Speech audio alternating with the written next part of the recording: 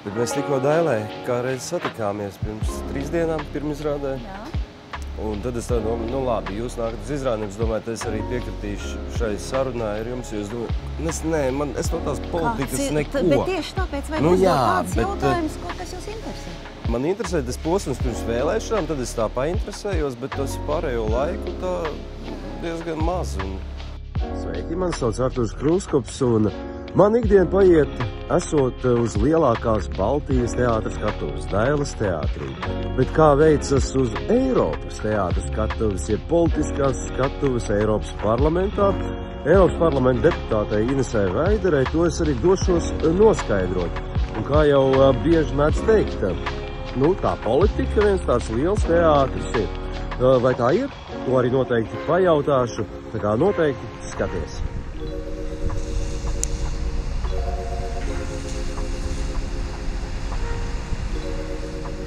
Kas varētu mūs kaut kā saistīt tajās profesijās? Nu, piemēram, futbolists dēvē par aktieriem. Viņi briesmīgi aktieri, jā. Bet politiku arī dēvē par teātru bieži vien. Nu, tā ir, jā. Bet ir tā politiskā skatuve, tāds reizēm teātrs? Ir. Diemžēl ir. Ir, teiksim, tie politiķi, kas grib izlikties labāk nekā viņi, kā piemēram es, vai ne? Mums ir jāveido tāds tēls, lai uz mums varētu paļauties. Bet kā cilvēki mēs jau kādreiz arī kļūdamies. Zināms, teātra elements tur noteikti var būt. Mēs atrodamies Āgenskalna tirgu. Tā ir Rīgas pērle. Tā ir pērle. Un pērles Rīgā rada cilvēki. Un brāļi Tambergi, kas šo pērli radīja, viņi ieguldīja ļoti daudz, ne tikai savu līdzekļu, bet arī izdomas un arī drosmes. Šeit sagaidīt kaut kādu lielu peļņu, man liekas, ir diezgan neticami, bet cilvēki ir izveidojuši kaut ko tādu, ko visi bauda. Un man te netālu dzīvo jaunākā meita ar savu ģimeni, un viņa arī ļoti bieži šeit nāk, un es arī šeit iegriežos. Ne tikai izdevīgi iegriezties, ka te viss ir, bet te ir arī ārkārtīgi skaisti. Tas jau tas nav mazsvarīgi. Man personīgi tas ļoti, ļoti patīk. Kā jums sākas tā diena? Tur esot vai esot šeit, vienalga noteikti uzreiz dators vaļā, e-pasti, nē. Man interesantākais ir tas, ka neviena diena man nav tāda pati kā iepriekšējā. Neviena. Un tas man faktiski bijis, kopš es universitāti nobeidzu, sāku strādāt par pasniedzēju universitātē. Tur bija katra diena savādāk, un Eiropas Savienībā, Eiropas parlamentā, tur tiešām katra diena ir savādāk. Varbūt tāda mana ideālā diena, kas man ir, kas visbiežāk ir tomēr tad, kad es esmu mājās Latvijā, es katru nedēļas nogali esmu Latvijā. Tas ir tā, ka es varu no rīta piecelties, ka es varu izvingroties, presīti, stiepšanās vingrinājums, izskriet, nopeldēties. Tas kopā prasa kādas pusotras, 2 stundas, un tas ir ideāli. Un pēc tam tad var strādāt uz nebēdu. Tad paēd kaut ko, iedzer kaut kādas tur tējas un tam līdzīgi. Un tas tāds ideālais rīts, bet to var izdarīt arī Briselē un Strasbūrā. Peldēšana nesanāk. Bet pāri jau viss var izdarīt. Bet tā jau ir rutīna. Jā, tas ir rīts, kā saka, viņš nekad nav vienā un tā pašā vietā, piemēram, tādās. Vienreiz tu mājās pamodies, vienreiz tai viesnīcā, citā viesnīcā, vienreiz Briselē, vienreiz Strasbūrā. Tev ir kāds izbraukums, tā kā kādreiz ir tā, ka tu naktī pamodies un kur es esmu, vai ne? Tāds arī tāds jautājums. Kur es esmu? Kur ir foršāk skriet? Rīgā, Briselē, Strasbūrā? Man jau vislabāk patīk skriet gar jūras krastu. Tas ir vislabāk, bet arī nav nevainas arī Briselē un Strasbūrā. Strasbūrā es dzīvoju Vācijas pusē. Tur ir tāda maza pilsētiņa, ko sauc Korka. Pa to mazpilsētiņu skriet ļoti patīkam, un vingrošana manā izpildījumā tur notiek pie baznīciņas, tur tāds laukumiņš ir. Tad tur no rīta var izvingroties. Briselē es dzīvoju parasti viesnīcā pie Karaliskā parka. Tur ir diezgan tāda plaša tā teritorija, kur var izskrieties labi, un tur var zem kastaņkokiem var arī labi pavingrot. Un tā kā Rīgā parasti pa Kronvaldu parku, vai tas pie manas dzīves vietas vistuvāk ir. Tā kā nav tik slikti. Man ļoti patīk kustēties. Es visu laiku kustos. Kas ir tas, ko jūs darat? Es tiešām Latīņa Amerika, kas tur, tad jūs vēl kaut ko aizvietojat, ka tur kāds nav, pastāst. Es mēģināšu saprast visu. Jā, stāstu. Eiropas parlamentā ir 24 komitejas. Es strādāju Eiropas parlamentā jau kopš 2004. gada visās nozīmīgākajās komitejās, kur visi deputāti grib strādāt. Tur es esmu jau bijusi. Es esmu strādājusi budžeta komitejā, ekonomikas komitejā, vides un veselības komitejā, ārlietu komitejā, iekšējā tirgus, starptautiskā tirgus komitejā. Šajā sasaukumā es izvēlējos 3 komitejas. Parasti deputāti strādā viena komiteja tā kā īstenais loceklis, otrs tā kā aizvietotājs. Tur nav nekādas starpības, vienīgi īsteni locekļi balso. Aizvietotāji balso tad, kad īstenais loceklis nevar ierasties. Es izvēlējos Rūpniecības, pētniecības un zinātnes komiteju, es izvēlējos Starptautiskā tirgus komiteju un Iekšējā tirgus un patērētāja aizsardzības komiteju. Tad viss tā pieredze palīdz tur arī uzreiz izvēlēties, kuram laikam kas būtu vajadzīgs. Pirms iepriekšējā sasaukuma ļoti nozīmīgs bija vides problēmas, jo neviens jau neprognozēja, ka būs pandēmija un ka būs karš. Tagad, man liekas, ka vides jomā jāmaina ļoti daudz kas, bet tas galvenais uzsvars jāliek uz ekonomiku, uz aizsardzības industriju. Un tas viss ir arī starptautiskā tirzniecība, jo mēs jau pandēmijas laikā mēs sapratām, cik mēs esam neaizsargāti, ja pēkšņi tiek nocirsti ceļi. Ja mēs nesaņemam preces no Ķīnas, ja mēs nesaņemam preces no Latīņamerikas, arī, diemžēl, arī no Krievijas, mums ir jāmeklē alternatīvi tādi ceļi.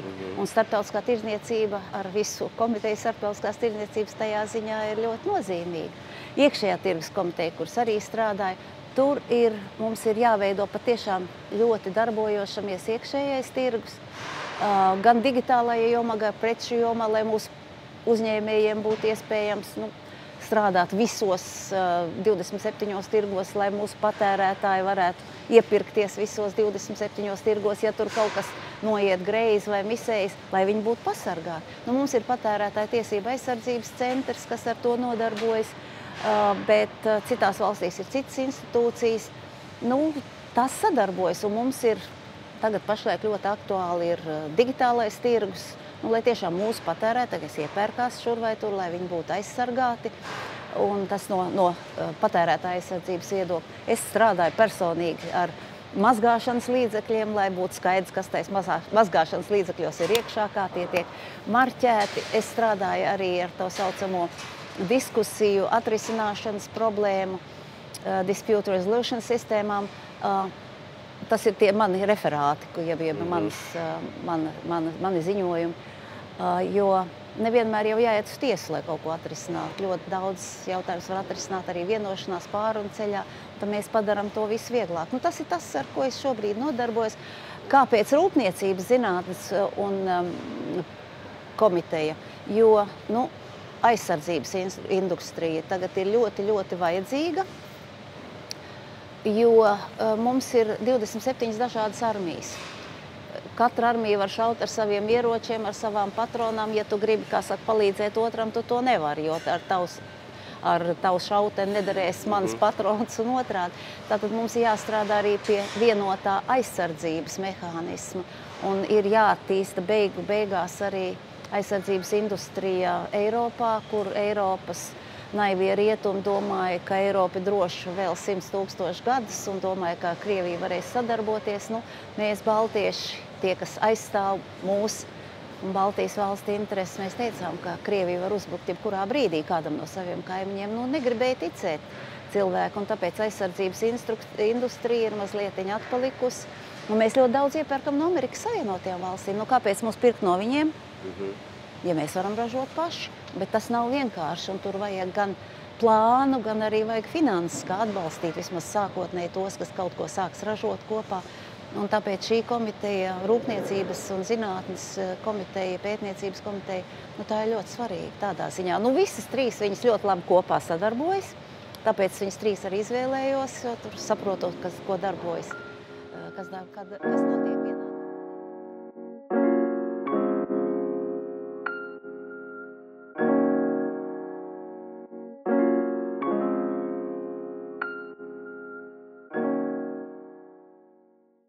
Nāk tādi visas tās vēlēšanas Eiropas parlamenta.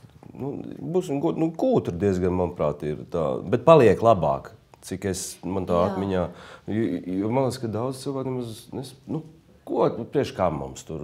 Kāds ir Latvijai tas labums no tā, ka mūsu cilvēki ir tur?